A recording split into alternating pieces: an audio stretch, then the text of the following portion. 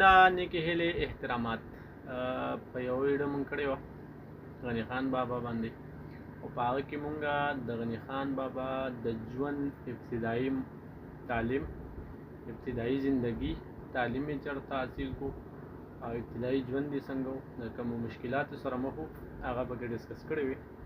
په نننۍ ویډیو کې به مونږ خبره کوو د غني خان بابا په عملي زندګۍ باندې. کله چې هغه خپل تعلیم پوره کړو اعلی تعلیم یې خپل پوره کړو د هغې نه بعد هغه څه وکړو عملي زندګي څنګه شروع شوله او شاعرۍ طرف ته څنګه راغی په هغې یو څو خبرې کوو په نننۍ ویډیو کې. عملي زندګي کله چې دوی کیمیکل انجینرینګ پوره کړو هغه مونږ په تېره ویډیو کې ویلي ټیک ده.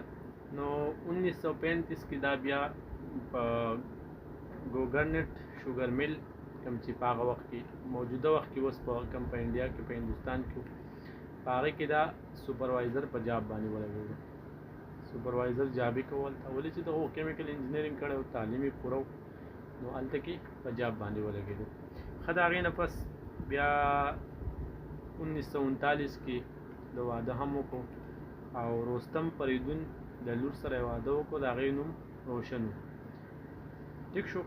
د هغې نه بس 1940 کې دا بیا د دغه نه راغی مطلب کم شوګر میل کې چې دا سوپروایزر و د هغې نه راغی او په تخبۍ فرنټیر شوګر میل کې دا منیجر په پوسټ باندې ولګېدو. مطلب د هغه ځای نه ریزاین ورکړو راغی دلته کې تعلیم د جاب دپاره نو هغه ځای کې ریزاین ورکړو او فرنټیر شوګر میل تخبۍ کې ایز ا منیجر دوی خپل جاب شروع ټیک شو.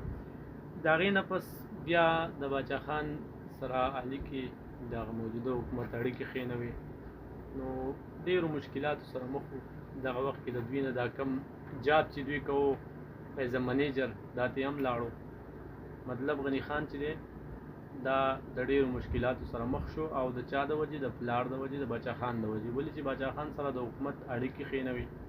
د باچا خان یو خپل سوچ او د حکومت چې دی هغه د خپل سوچ ته پرېښودو نو ټیک ده. بیا په 1944 کې عام انتخاباتو شو لکه څنګه چې زموږ په علاقو کې کېږي. نو غني خان چې دی دا د هندوستان نیشنل اسمبلی ممبر وټاکلی شو ټیک ده. مطلب ووټونه یې وګټل او د نیشنل اسمبلی ممبر شو. په هندوستان کې چې کوم مرکزي اسمبلی و د هغې ممبر جوړ شو.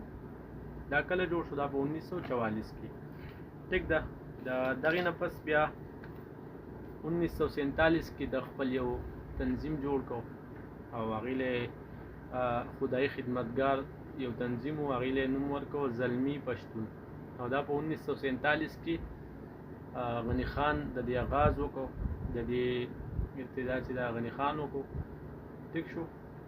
ښه بیا د دغې نه پس په 1948 کې غني خان جیل ته لاړو او د 1954 پورې دا په جیل کې د 1948 نه د 1954 پورې غني خان په جیل کې ټیک ده. 3 کاله چې وو دا مکمل په جیل کې او باقي چې کوم دی تقریبا 2.5 کاله 3 کاله چې دی دا نظربند شو. مطلب جیل نه راغی خو د کور نه بهر نه وتو نظربند خو تاسو پیژنئ نو نظربند شو ټیک ده. دغه وخت کې غني خان ډېر کتابونه هم لیکلي دي مشاعرې آغاز هم کړی دی خو هغه به مونږ د ابتدایي اولی چې کوم ویلاګ مونږ جوړ کړو هغه د غني خان ابتدایي زندګي ابتدایي تعلیم دویمه چې کومه ویډیو ده په دې کې مونږ تاسو سره مطلب د غني خان چې کوم عملي زندګي ده هغې باره کې خبرې وکړې او انشاءالله یو بله ویډیو به جوړو په هغه کې به غني خان چې شاعرۍ طرف ته څنګه راغی او د هغو پېژندګلو ایز ا شاعر څنګه وشوله نو انشاءالله په بله ویډیو کې به بیا په هغې خبرې کوو. د دغې نه پس په 1980 کې خدایي خدمتګار پښتون زلمي د عوامو خدمت کول د عوامو مطلب یو رهنمایي کول په دغې وجې باندې هغه وخت کې حکومت پاکستان دا ستاره امتیاز وله ورکړو ایوارډ یې وله ورکړو مطلب ستاره امتیاز ټیک ده. د دغې نه پس په 1996 یعنی 15 مارچ 1996 کې دا وفات شو غني خان بابا خپل ابایي کومه هدیره چې وه خپلې مور خواته هغه دفن شو د خپل پلار. نو دا و د دوی عملي زندګي.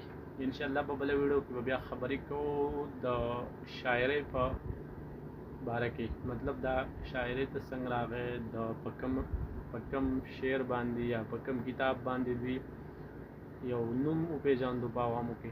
نو هغې باندې به انشاءالله په بله ویډیو کې خبرې کوو. نو